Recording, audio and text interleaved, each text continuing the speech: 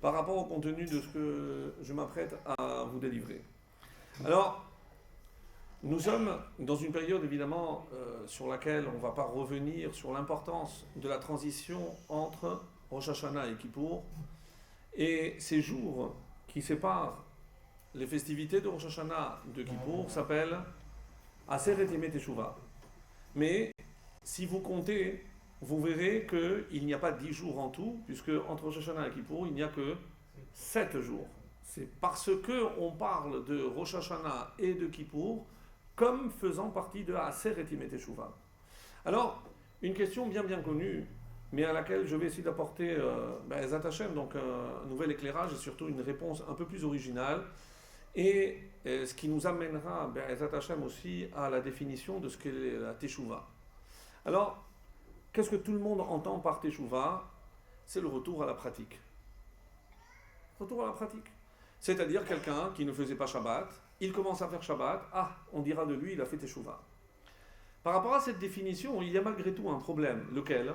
C'est que si je dis que faire Teshuvah, c'est commencer ou recommencer à accomplir les mitzvot, il y a un problème par rapport à Rosh Hashanah. Pourquoi? Parce qu'à Rosh Hashanah, j'ai été jugé. C'est Yom Hadin. Donc il y a déjà eu un jugement. Donc si je suis déjà jugé à Rosh Hashanah, à quoi ça sert de faire Teshuvah maintenant? On aurait dû faire l'inverse. On fait Teshuvah, on se nettoie, on fait des efforts, on va s'améliorer. Et quand le jour arrive, on va être jugé, mais par rapport à un effort supplémentaire qu'on a fait. Alors comment comprendre que la Teshuvah vient après Rosh Hashanah? Et laissez-moi suggérer que peut-être ce que nous on entend par faire Teshuvah, c'est pas du tout ce que la Torah entend. Alors, si vous m'accordez quelques instants d'attention, vous allez voir que ça risque de perturber la définition qu'on a toujours eue de Teshuvah. Mais c'est pour ça que vous êtes venus aujourd'hui, pour entendre quelque chose, Ezat Hashem, de Chidouche. Quelque chose de nouveau. Et alors, quelle est la première fois que on fait, on va dire, appel à une notion de retour? C'est Moshe Rabbeinu qui s'adresse au peuple et qui dit le verset suivant. Veyadata hayom, et tu sauras aujourd'hui, c'est dans la paracha de Vatranan. Vahashevota el levavecha, et tu vas ramener vers ton cœur. Ramener quoi? Ramener quoi? Donc il y a ici un lien qui est fait entre le mouvement de retour de Teshuvah, Vahashevota, avec le cœur. Curieux.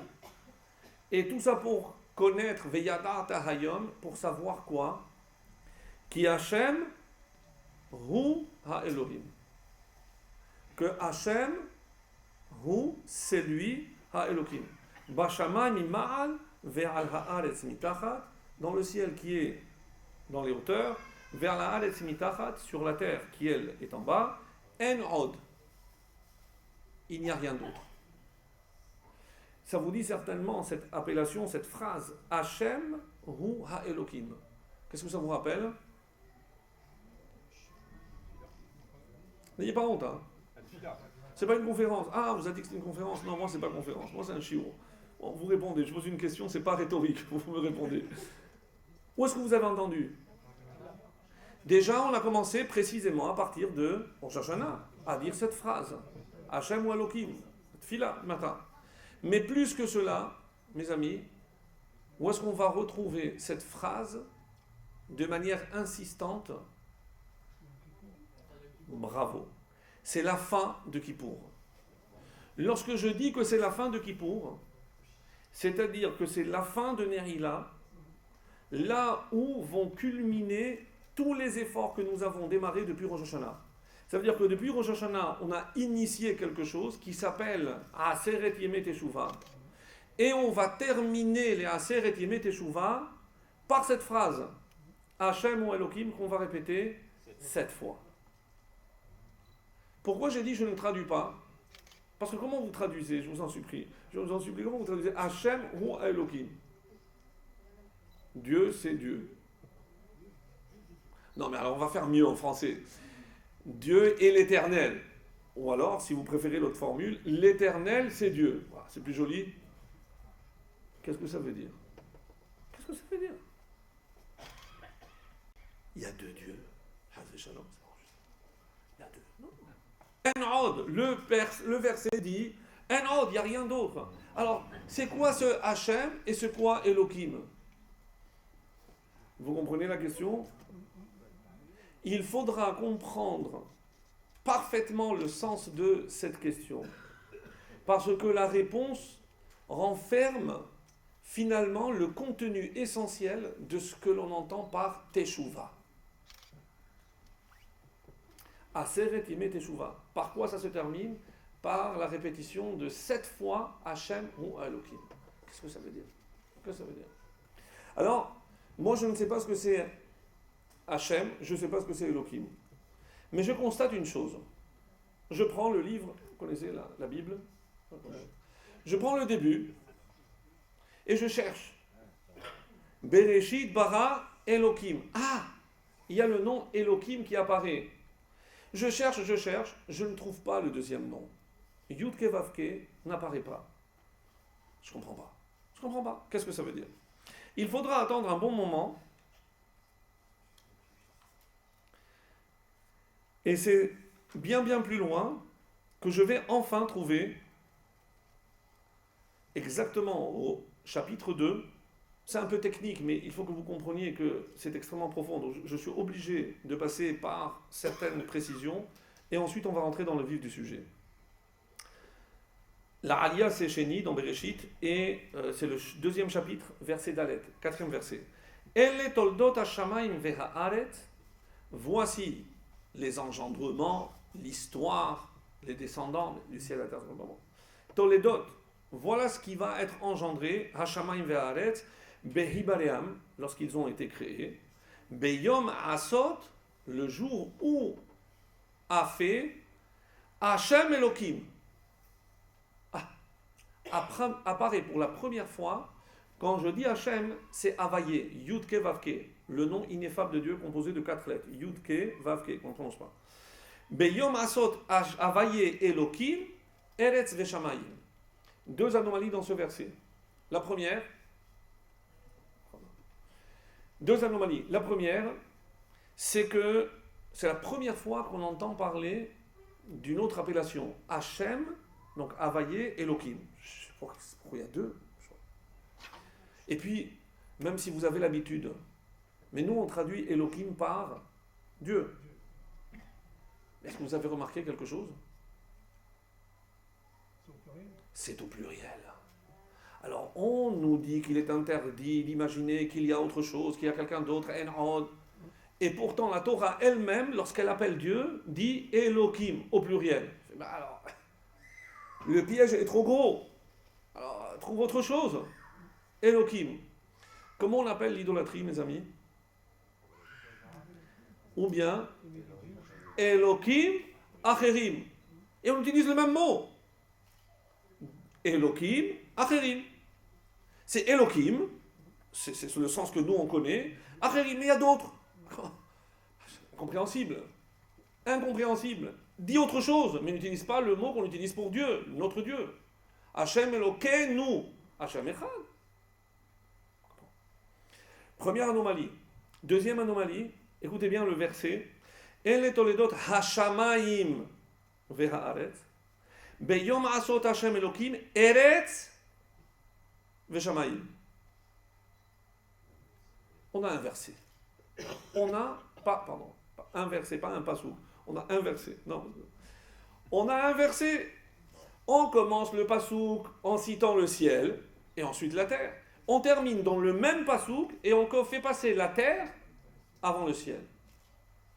Vous comprenez que la Torah est d'une précision plus que mathématique. Dire que c'est une précision mathématique, c'est une insulte. C'est plus que mathématique. Donc si ce verset contient cette inversion, lorsque je commence par le ciel et ensuite la terre, et je termine par la terre et le ciel, c'est que évidemment ça renferme quelque chose de primordial. Pour nous, qu'est-ce qu'on associe au ciel? Tout ce qui est spirituel, l'infini, bon, c'est le ciel. Dieu qui est dans le ciel, etc. Qu'est-ce qui représente pour nous la terre? C'est l'inverse, c'est tout ce qui est matériel.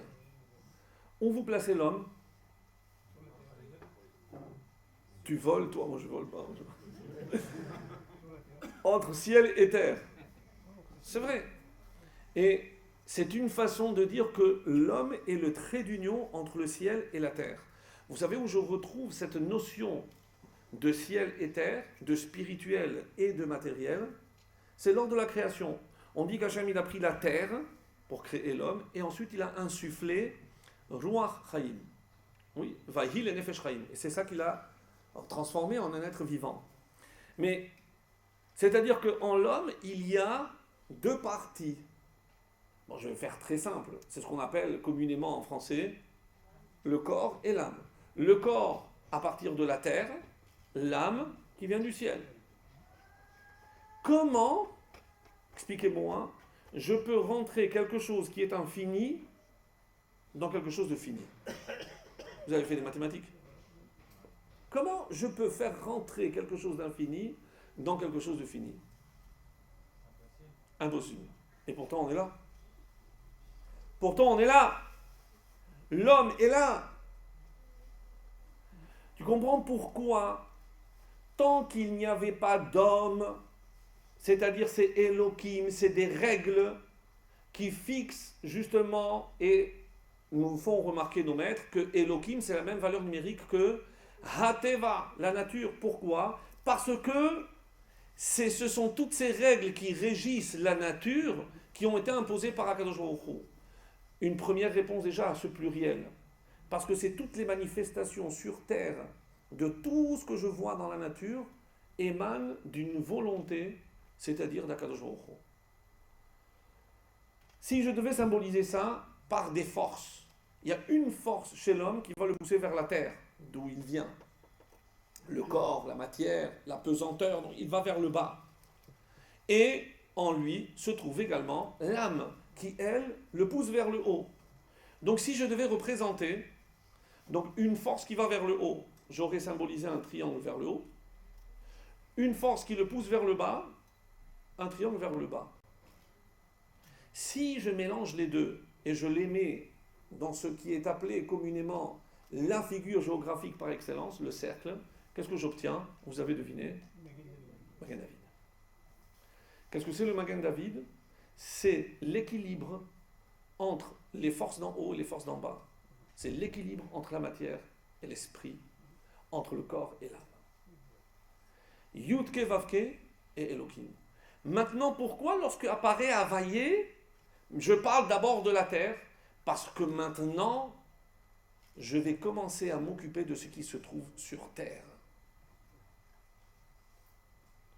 Un exemple nous est donné lorsque on dit que avant l'apparition de l'homme, rien ne poussait. L'homme a été créé le dernier, il y avait déjà des animaux. Qu'est-ce qu'ils mangeaient alors? Question simple, hein, c'est pas une question piège. Si rien ne poussait avant l'apparition de l'homme, que mangeaient les créatures qui ont vu le jour avant l'homme? Question simple. Jamais de la vie. Ils étaient tous herbivores. Jamais de la vie. Ils mangeaient rien. En 3 jours, 2-3 jours, ça fait beaucoup quand même. Et question très simple. Pourquoi on attendait l'homme pour que ça commence à pousser? Parce que, et vous verrez le texte, dit, parce qu'il n'y avait pas de pluie, parce qu'il n'y avait pas d'homme. Quel rapport? Quel rapport entre l'homme et la pluie? C'est moi qui fais pleuvoir? Je ne fais pas... Bon, il y a certains qui font la pluie et le beau temps. Mais c'est pas ça. C'est pas Adam. Je ne pensais pas que c'était la mission de l'homme, c'était faire pleuvoir, ou faire le beau temps. Comment je comprends cela, mes amis? Vous regarderez les commentaires qui disent, mais qu'est-ce qu'il a apporté l'homme pour que la pluie commence à tomber? La prière, la tfila.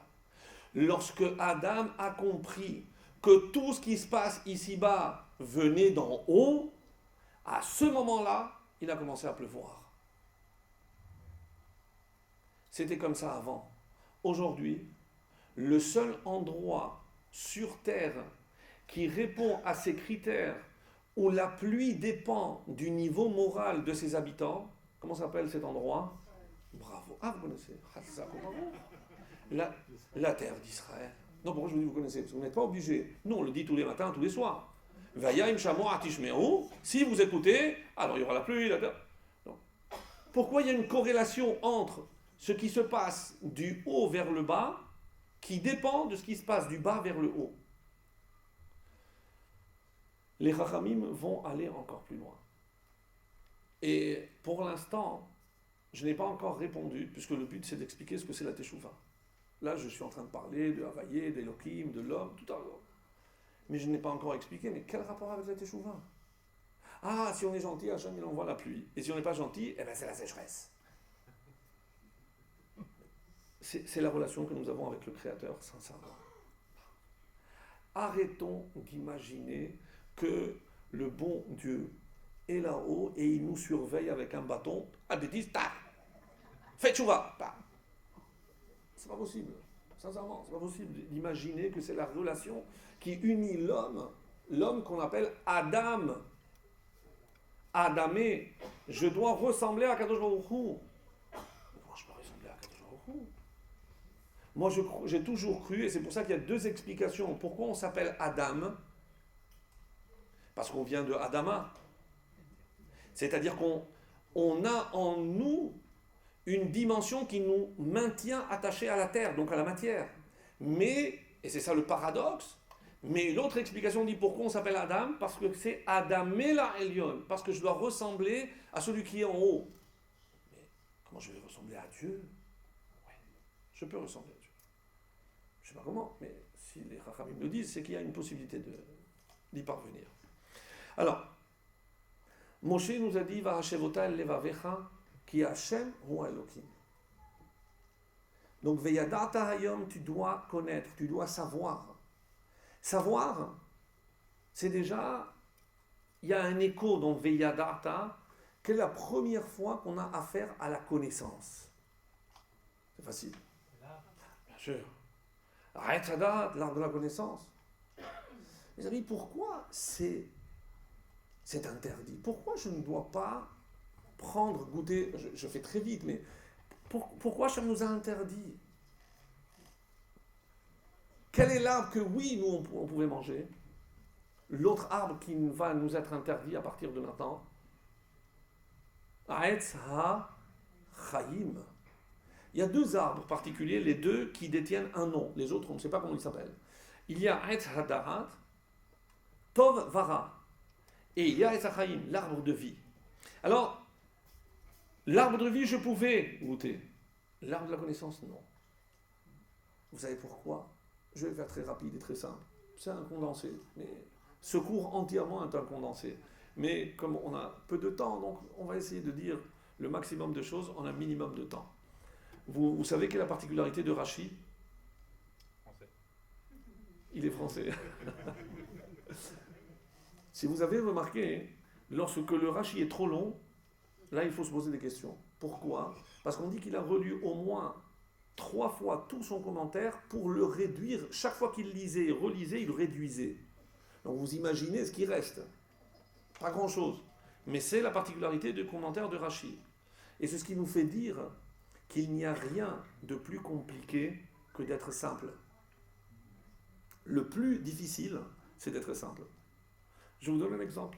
J'ai dit dans ma communauté. On allait le premier jour de Rosh Hashanah au Tashlich. Et ma femme se fait un point d'honneur de prendre les petits aussi. Bon, ils ont appris au GAN, on va jeter les avérodes et tout. Bon, c'est bien, ça. Et bon, c'est un grand mouvement de foule. Et puis, en marchant, 3 ans et demi, le petit. Tu sais où on va? Oui, on va jeter les avérodes. Ah, très bien. Alors il pose la question. Maman, mais je ne comprends pas. Qu'est-ce qu'il y a, mon chéri? Je dis, mais on va jeter les avérodes. Mais lorsqu'on va revenir, on va continuer. On va continuer, mais on va faire d'autres avérotes. Alors pourquoi on le jette? On sait qu'on va faire. Ça paraît presque hypocrite. On fait semblant de genre, tout propre, pas de avérote, mais on sait très bien que c'est pas au retour du tachlir qu'on va être parfait. Alors, allez donner une réponse à un gosse de 3 ans qui pose une question pareille. C'est pour ça que je dis, c'est pas évident. Moi, j'ai avancé, je dis, bon, je te laisse. Elle s'est débrouillée. Ah ouais, chacun son rôle. Hein. C'est elle qui a voulu le faire venir. Alors, c'est risque, c'est péril. Donc, si je comprends bien ce qui est écrit ici, c'est qu'il y a ce qu'on appelle nous teshuva et qui est lié au cœur. Parce que c'est au cœur du problème. C'est-à-dire, que représente cet arbre de la connaissance? Est-ce que je pose une question? C'est pas bien de savoir, d'avoir la connaissance? C'est sûr que c'est bien. C'est bien, mais ça peut être mal aussi. Quand est-ce que le fait de savoir peut s'avérer être le mal? C'est une question difficile. Je la répète. Quand est-ce que, quand je sais quelque chose, ça peut être aussi le mal, tel que la Torah le définit, bien entendu. Je ne parle pas de... Quand c'est utilisé à mauvais escient. Si j'utilise à mauvais escient, mais tant que ça reste une connaissance. Vous comprenez? Alors, pour répondre à cette question, je dois expliquer qu'est-ce que c'est le Etz HaChaïm. Qu'est-ce que c'est l'arbre de vie? Qu'est-ce que c'est vivre quelque chose? C'est l'expérimenter. C'est passer à l'action. Etz HaChaïm, l'arbre de vie. Je vis quelque chose. Donc, il y a 2 stades. Je sais quelque chose et je vis quelque chose. Je vous ai tout dit là. Je sais, c'est au niveau du cerveau. Je vis, c'est au niveau du cœur. Messieurs, qu'est-ce que ça vous rappelle? Ah, bien sûr. Bien sûr. Quel est le secret des téphilines? Les téphilines. Quel est le secret des téphilines? C'est je suis en train d'unir à tel point que la halakha, et évidemment ça va au-delà en profondeur, à tel point que la halakha me dit qu'il est absolument interdit de s'interrompre entre les téphilines du bras et les téphilines de la tête. Qu'est-ce qu'il y a de grave? Qu'est-ce qu'il y a de si grave? C'est évidemment ce que ça renferme comme enseignement. C'est que si je mets une coupure, je fais une coupure entre ce que je sais et ce que je fais. Et là, je vous donne une définition du mal. Le vrai mal, d'après la Torah, c'est celui qui ne met pas en application ce qu'il sait. Là, c'est mal. C'est pas faire le mal comme nous on entend. C'est savoir et ne pas le faire. Donc maintenant, on pourrait arrêter le cours là. C'est quoi la teshuva? Vehashevota el levavecha veyadata. Tout ce que tu sais, ne le laisse pas dans la tête, mets-le dans le cœur. Et où est le boîtier? Dans le cœur. Si je sais quelque chose et je ne l'applique pas, je suis en train de séparer le cerveau du cœur, ou, pour donner une image plus actuelle, je sépare la tête du corps.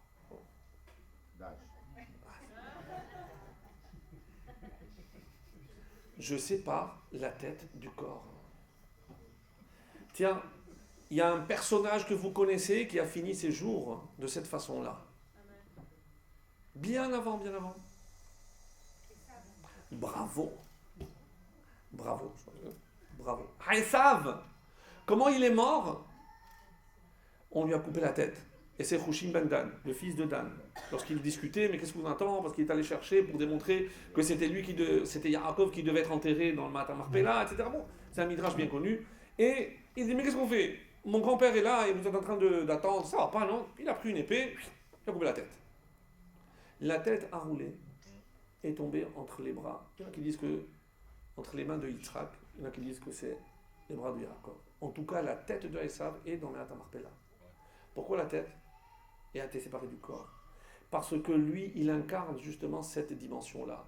C'est-à-dire qu'il savait des choses. Il a été à la même yeshiva que son frère Yaakov.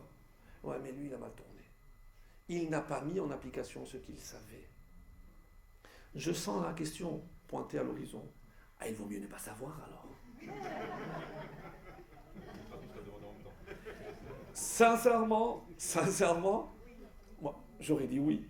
Sauf que quelqu'un avant moi a dit l'inverse. Je vous l'ai lu. C'est mon cher Rabbeinu. Veya data, tu dois savoir. Je suis désolé, mais là, tu dois savoir. C'est un ordre. Tu ne peux pas faire semblant de ne pas savoir. Veya data yom vashota levarecha. C'est-à-dire, mes amis, qu'est-ce que c'est la teshuva? C'est comprendre. Et vous comprenez que si la teshuva va jusqu'à Kippour, jusqu'à la fin de Kippour, et je vais revenir maintenant sur Hashem hu Elokim, pour comprendre comment cette phrase-là contient tout le message que je viens de donner. Parce que, évidemment, il ne s'agit pas de devenir un bon juif ou un juif meilleur. Il ne s'agit pas de cela. Il ne s'agit pas de cela. Oui, vous allez me dire, oui, mais bon, la teshuva, c'est vrai que Rambam a dit, il faut abandonner la faute. Évidemment, tout ça, c'est vrai. Mais, par rapport à cette notion que Moshe introduit ici dans la Torah, ça ne suffit pas de prendre de bonnes décisions ou d'avoir de bonnes intentions. Où est-ce que je trouve les meilleures intentions? En enfer. Pourquoi? Parce que c'est pas fait de bonnes intentions. De toutes les bonnes intentions. Pour l'enfer, c'est très bien. Mais c'est très juste. C'est très juste. Parce que ça ne suffit pas. Ça ne suffit pas. Si je sais que je vais commencer à faire cette transition entre le cerveau et le cœur, ça, c'est la teshuva. Rambam, Ilchot Teshuva, qu'est-ce qu'il dit? Que dès que tout Israël fera teshuva, l'expression qu'il utilise est d'une force. Miyad nig'alin. Immédiatement, on est délivré. Bon, vous allez me dire, c'est normal, si tous les juifs sont gentils, beaux, pratiquants, religieux, orthodoxes, ultra-orthodoxes, eh ben, c'est le Mashiach. C'est pas ce qu'il dit. Parce que, est-ce qu'il parle au niveau collectif ou au niveau individuel?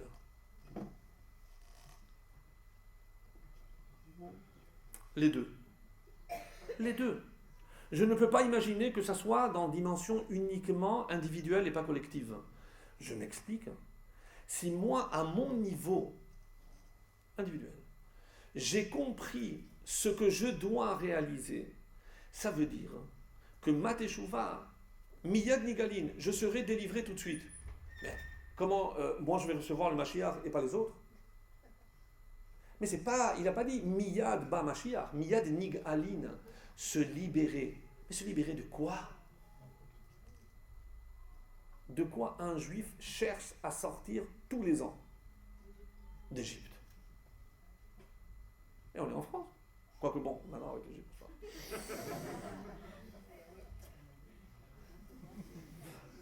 Bon, en Syrie, je sais pas. Mais on doit sortir d'Égypte. Vous savez très bien que dans la Torah, chaque nom contient l'essence. Mitraïm peut se lire aussi Metzarim. C'est le même mot. Vocalisé autrement. Metzarim. Qu'est-ce que c'est Metzarim? Les étroitesses. Qu'est-ce que représente l'étroitesse? C'est quelque chose qui m'empêche de voir ce que je ne comprends pas. C'est lorsque je suis noyé dans mon petit quotidien et que je n'arrive pas à m'en sortir. Il y a d'ailleurs une histoire. C'est bien qu'un rabbin soit un rabbin qui raconte. C'est l'histoire d'un rabbin. Mais un rabbin, un tzaddik. Un tzaddik. Il faisait tikkun hatzot. Vous savez, tous les soirs, on pleure pour la destruction du temple. Il dormait à peine 2 heures. Il faisait le honnête, parfois à 4 heures du matin. Il étudiait, il se consacrait à son kahal, il recevait des problèmes de couple aujourd'hui. Et toute la journée, non-stop. Et le jour d'après, toujours la même chose. Et il préparait le shiurim. Un tzaddik. Je vous donne un problème personnel. Et sa femme le voyait vraiment ployer sous le poids de ce problème, peu importe le problème. Et alors elle ne comprend pas. Elle va le voir et lui dit, mon chéri, mais je ne comprends pas. Toi qui pries toujours, mais maintenant que tu as le problème, mais prie le bon Dieu. Alors il dit, mais tu es bête. Mais j'ai pas le temps. C'est pas une blague. C'est pas une blague. Qu'est-ce que ça veut dire j'ai pas le temps? Mais tout ce qu'il fait n'a aucune valeur s'il ne comprend pas que tout ce que nous faisons, c'est pour nous maintenir connectés avec là-haut. C'est pour cela que moi, ma définition que j'aurais voulu donner de la Teshuvah, c'est pas retourner à la pratique, se retourner à la source de cette pratique, comprendre ce que représente ce que je fais et ne pas être un bon petit soldat parce que nous ne sommes pas des clones. Nous ne sommes pas des soldats. La Gemara a dit en 3 mots, vous pouvez résumer tout le cours que je fais. Rahamana liba bae. Qu'est-ce que la Torah, qu'est-ce que Dieu demande? Le cœur. Le cœur. Le cœur. Je retrouve la même chose. Bechol levavecha. Avec tout ton cœur. C'est-à-dire que dans ce que tu fais, si tu ne t'impliques pas, si ce sont des choses mécaniques, et c'est pour ça que imaginer que la Teshuvah c'est uniquement pour ceux qui sont loin de la pratique, ça voudrait dire que Baruch Hashem, nous on n'a pas besoin. Loin, loin, loin s'en faut. Parce que tant que je n'ai pas rapproché de mon cœur ce que je fais, que je ne mesure pas la portée de toutes mes actions, que c'est comme cela que je me maintiens uni avec Akadosh Baruch Hu. Et maintenant, enfin, je peux revenir sur cette fameuse phrase Hashem Avaye Hu Haelokim. Il y a, dans la paracha que nous avons lue hier, un Baal HaTurim que je vous invite à lire, magnifique, sur la fin de la paracha, lorsque Moshe dit au peuple avant de le quitter, Ki yadarti achare moti, parce que je sais qu'après ma disparition, Hashret tashritun, vous allez vous corrompre. Vesartem min haderer, vous allez dévier du chemin Hachel Sivit Etrem que je vous ai ordonné. Vekarat Etrem Hara'a Be'acharit Yamim. Et il vous arrivera ce mal, le mal Hara'a Be'acharit Yamim, à la fin des jours. Pourquoi? Kita asu et hara be'ene Hashem le'achiso b'masidechem. Parce que vous allez le mettre en colère par l'action de vos mains. Et sur cette phrase-là, Vekarat Etrem Hara'a, il vous arrivera le mal. Le Baal HaTurim nous dit que cette expression est rarissime. Vekarat. On la trouve en tout, dans tout le Tanakh 4 fois. Dans le Chumash, 2. Dans le Chumash 2 et 2 dans Ishaïa. Comment on traduit Vekarat? Le Baal HaTurim, le fils du Rosh, Yaakov ben Asher, il a vécu vers 1300 à peu près. Donc, il n'y a pas d'ordinateur. Il est enfermé. Il ferme les yeux et il voit l'expression Vekarat, ta ta ta ta ta. Il te lance, voilà, 4 fois, pas plus. Mais il fait le lien. La première fois qu'apparaît dans la Torah le mot Vekarat, c'est lorsque l'ange s'adresse à Hagar et lui dit, tu vas avoir un fils et tu vas l'appeler Vekarat Shemo Ishmael. Tu vas l'appeler Ishmael. Il va t'arriver un mal à la fin des temps, tu l'appelleras Ishmael. Il a vécu presque plus de 600 ans. Il ne savait pas ce que c'était ni l'islam, ni Ishmael, ni ce que ça allait donner. Et il a fait le lien par rapport à un mot, Vekarat. Incroyable. Quelles sont les 2 autres fois? Vekarat Shemo Immanuel, tu l'appelleras Immanuel. Et c'est ce que, exactement, merci monsieur le rabbin, la lecture chrétienne de ce passage attribue la naissance à cet homme de Jésus.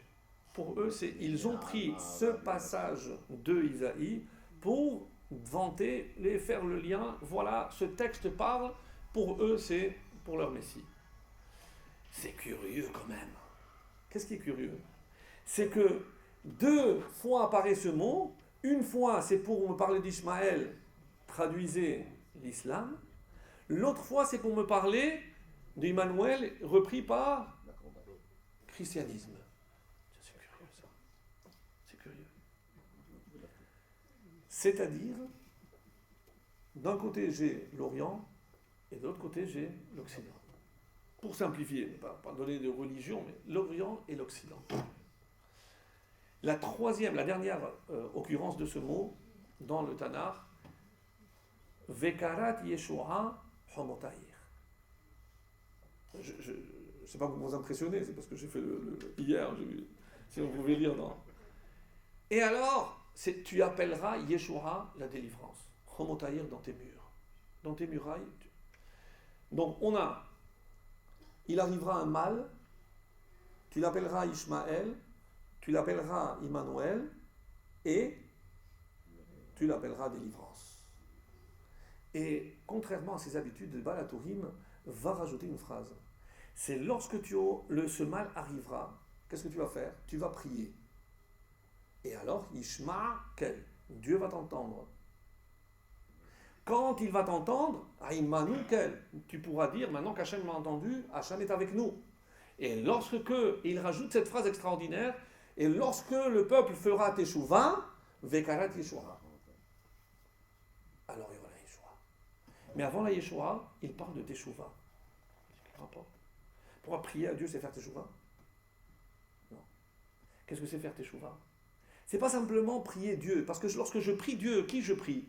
Je sais qu'il y a une source à tout ce qui arrive ici-bas, sur terre. C'est Yud-Ke Vav-Ke. C'est la transcendance divine. C'est Hachem qui est là-haut, qui dirige tout. Tellement infini que, comme expliquera le Rambam, à force de se sentir tellement petit, l'homme, qu'est-ce qu'il a fait? Il s'est fabriqué des intermédiaires. Ce Dieu est tellement immense. C'est pas possible. Qu'est-ce qu'on est, nous, dans une petite planète, dans une galaxie? Et plus on a avancé, plus on a compris que le cosmos, l'univers était infini. Mais imaginez que l'homme est important dans une immensité, dans un infini pareil. Donc à force de se sentir petit, qu'est-ce qu'il a dit? Il y a Elohim. Donc il y a une force ici-bas, certainement l'émanation de cette force de là-haut, mais à force de mettre des intermédiaires, ces Elohim sont devenus Acherim. Acherim. On s'est trompé de la source. Et où était l'erreur? D'imaginer que l'homme est petit. La question que j'ai posée avant, comment je peux imaginer que l'homme, qui est fini, parce qu'encore, on a un temps limité, comment il peut contenir quelque chose d'infini? Qu'est-ce que ça donne infini plus fini? En maths. Infini. Parce que si à l'infini, je rajoute quelque chose de fini, ça ne le perturbe pas, il reste infini, à plus forte raison.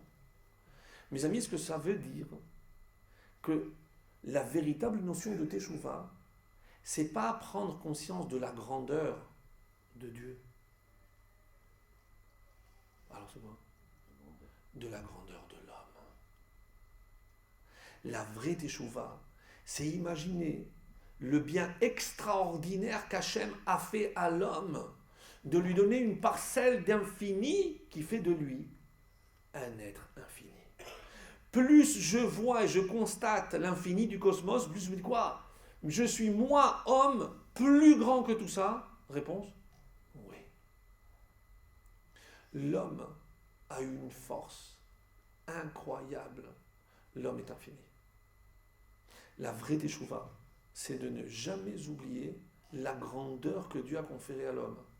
Si je vous disais, mais parce que moi je vais prier, ça veut dire que je vais prononcer des mots, il va y avoir la pluie.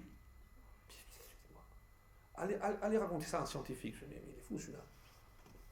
Quel rapport?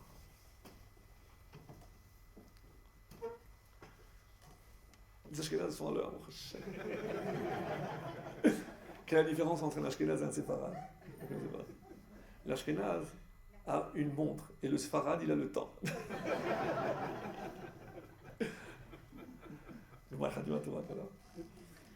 Je conclus, parce que moi aussi, comme ça, je vous laisserai le temps.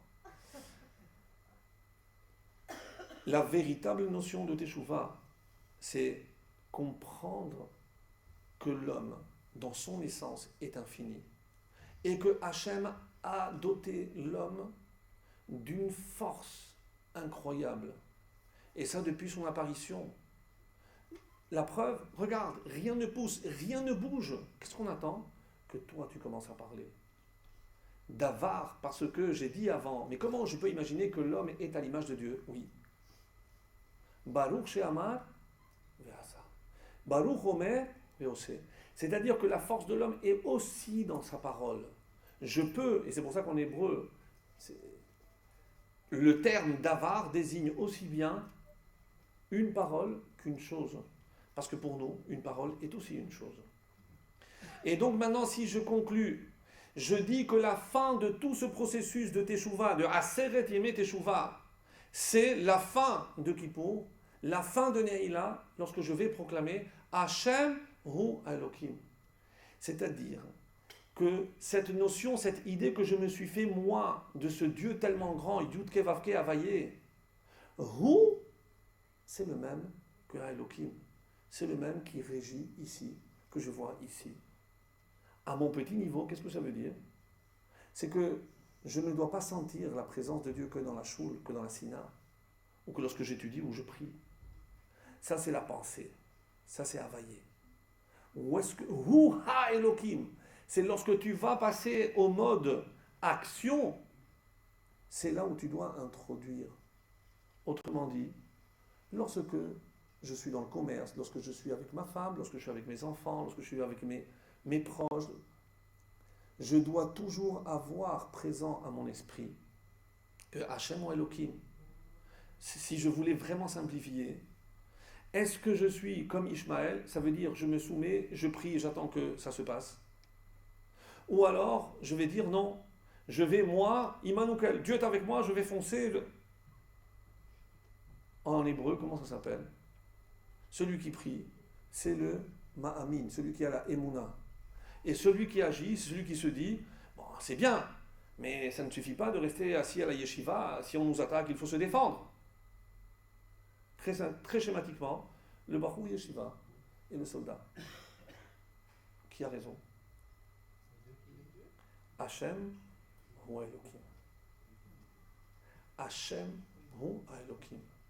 Lorsque j'aurai compris que ce Dieu que j'invoque pour qu'il m'envoie, alors que moi j'attends, mais, et c'est pour ça qu'en hébreu il y a cette expression, et c'est ça la véritable notion de Teshuvah, c'est trouver l'équilibre entre la Emouna, là où je suis passif, et comment s'appelle l'effort que je dois fournir en hébreu, c'est la Hishtadlut. La Hishtadlut. C'est l'effort que l'homme doit faire sur terre. Mais, quel est le risque? C'est d'imaginer que parce que je fais moi un effort, ben, ce que je vais obtenir, c'est mon intelligence, c'est grâce aux dômes de fer, ça, c'est grâce à... Non. Hachem ou Elohim. Ça, mes amis, c'est une des définitions peut-être les plus profondes de ce qu'on peut appeler la Teshuvah. Faire en sorte de trouver cet équilibre entre la Emouna d'une part et la Hishtadlut. Qu'est-ce qu'on voit autour de nous? La Emouna, c'est Yishmaël. La Hishtadlut, ceux qui pensaient tout faire à tel point qu'il n'y a plus de Dieu. Puisque l'homme est devenu Dieu, Dieu est devenu l'homme, donc il n'y a plus d'homme. Et évidemment, après, on remplace Dieu par hasard et nos ancêtres par le mot singe. Et c'est évident, parce que, à force de croire qu'aujourd'hui je détiens le pouvoir comme un Dieu, la science et autres, alors il n'y a plus de Dieu. Hachem doit rétablir cet équilibre. Et donc maintenant, j'envoie des hommes qui sont entièrement sous mission. Donc pour unir Ishmaël et Emmanuel. Où se trouve Israël? En plein milieu.